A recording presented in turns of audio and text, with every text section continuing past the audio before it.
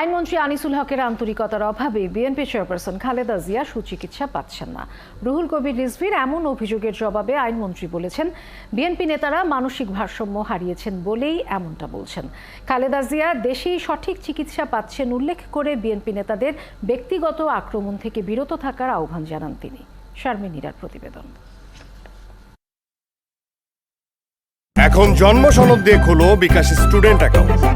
নিজের বিকাশ নিজে কর। রাজধানীর এভার কেয়ার হাসপাতালে চিকিৎসা নিচ্ছেন বিএনপি চেয়ারপারসন বেগম খালেদা জিয়া। হৃৎপিণ্ডের কার্যক্রম স্বাভাবিক রাখতে তার শরীরে একটি পেসমেকার বসানো হয়েছে। আপাতত তিনি চিকিৎসকের নিবিড় পর্যবেক্ষণে আছেন।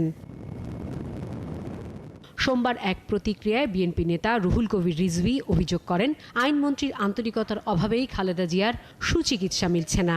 যখন বলা হয় বিএনপির পক্ষ থেকে তার চিকিৎসকরা, দেশনেত্রীর চিকিৎসকরা যখন বলেন, মানে 5 সেকেন্ডও দেরি হয় না, আইনমন্ত্রী চট করে বলেন না, বিদেশে যাওয়ার কোনো সুযোগ নেই। তাহলে আপনার নেত্রীর কি করে সুযোগ হয়েছিল? কোন আইনে সেটা সম্ভব হয়েছিল? কিভাবে তিনি গিয়েছিলেন? এমন অভিযোগের জবাবে আইনমন্ত্রী তার নিজ দফতরে বলেন, খালেদা জিয়া সঠিক চিকিৎসা পাচ্ছে বলেই এখনো তিনি সুস্থ আছেন। এ বিষয়ে ব্যক্তিগত আক্রমণ না করতে তিনি বিএনপির প্রতি আহ্বান জানান। ওনাদের এখন ভারসাম্য সঠিক আছে কিনা সেটা একটু দেখতে হবে, এবং এই ভারসাম্যটা ঠিক নাই বলেই তারা এইসব কথা বলছে। আমার প্রতি তারা যদি এই প্রেস কনফারেন্স করে তাদের রাগ উষ্মা প্রকাশ করতে চান, তাদের সেটা বাংলাদেশের স্বাধীনতা আছে, সব কিছু তারা করতে পারে। কিন্তু আমি আশা করব তারা সত্য কথা বলবেন।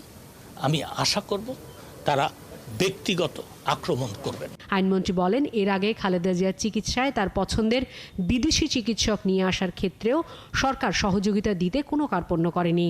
তার চিকিৎসার ব্যাপারেও সরকারের আন্তরিকতার অভাব নেই বলেও জানান আইনমন্ত্রী। শারমিন নীরা, ৭১, ঢাকা।